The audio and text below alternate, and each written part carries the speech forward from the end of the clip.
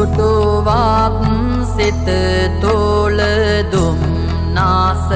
මැකෙනා ඇසුවත් ගුණ කාන්ද පින් සිත වැඩෙනා සියපත්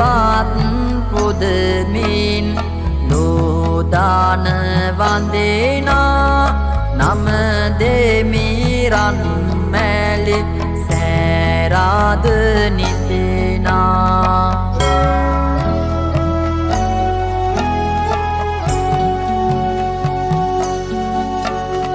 බඹලොව